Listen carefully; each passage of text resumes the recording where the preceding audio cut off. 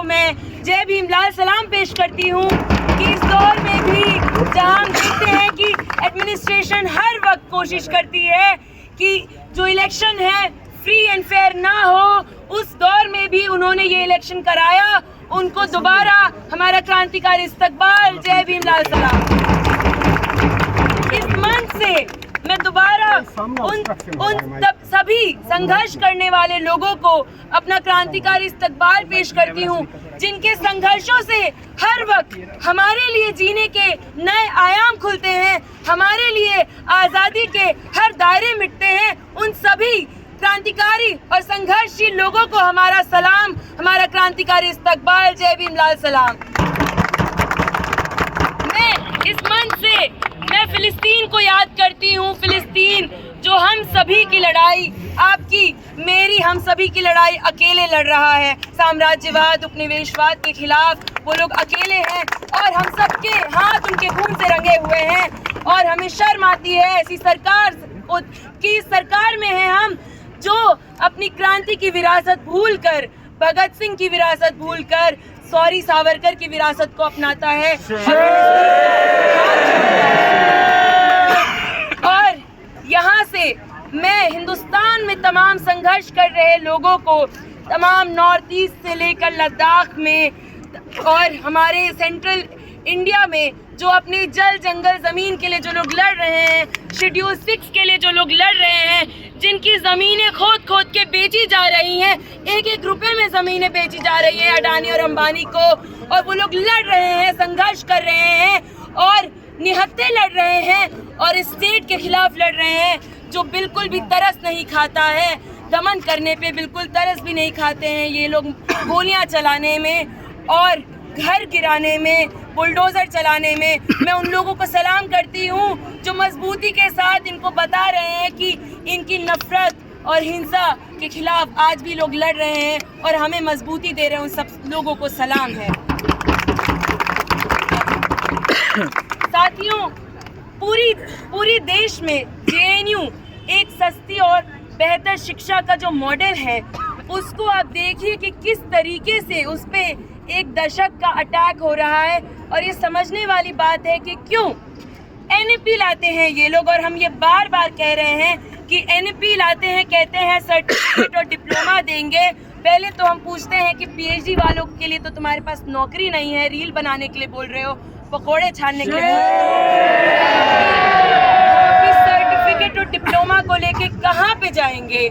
हम उनसे पूछते हैं कि आप देखिए कि NEP में ये चाहते हैं कि शिक्षा को बेच दिया जाए, हेफा लोन में हम ऑटोनॉमी देते हैं, ये रैशनलाइज करते हैं। दूसरी तरफ हमारा दमन करते हैं, CPO मैनुअल लाते हैं, हमें ये हमारी यूनियन की लड़ाई को कमज़ोर करते हैं, ताकि इनको पता है कि जो इनकी नीतियां हैं NEP की, जहाँ पे पढ़ाई शिक्षा इनएक्सेसिबल और अनअफोर्डेबल हो रही है, उसके खिलाफ हम मजबूती से लड़ ना पाएँ। ये चीज़ें साथ साथ चल रही हैं। हर साल जो हिंसा होती है यूनियन के इलेक्शन से पहले, हर साल एक नया शगुफा जो छोड़ा जाता है यूनियन इलेक्शन से पहले। मैं ये बताना चाहती हूँ कि एक लंबी साजिश है। पंजाब यूनिवर्सिटी के साथियों को मैं सलाम पेश करती हूँ, जो लड़ रहे हैं अपनी यूनियन की लड़ाई, जो लड़ रहे हैं अपनी प्रोटेस्ट करने की लड़ाई। यहाँ ये कह रहे हैं कि प्रोटेस्ट वो बताएंगे कि जेन्युइन है कि नहीं, कह रहे हैं कि नॉइज पोल्यूशन नहीं होना चाहिए। आप जो पूरे देश में आपने नफरत, हिंसा की गंदगी फैलाई है, हमसे पूछा है क्या ये हमारा देश है? आपको हम बताते हैं कि ये नहीं चलेगा, आपकी राजनीति यहाँ नहीं चलेगा। और स्टूडेंट ने, JNU के सारे छात्रों ने ये मैंडेट दिया है कि आपकी जो गंदगी आप फैला रहे हैं, जो प्रदूषण आप फैला रहे हैं इस देश में, कोने कोने में, हम उसको रिजेक्ट करते हैं। JNU कम्युनिटी ने रिजेक्ट किया है उनको, और आने वाले हर वक्त में हम रिजेक्ट करेंगे। मैं JNU के तमाम छात्रों को जय भीम और लाल सलाम पेश करती हूँ।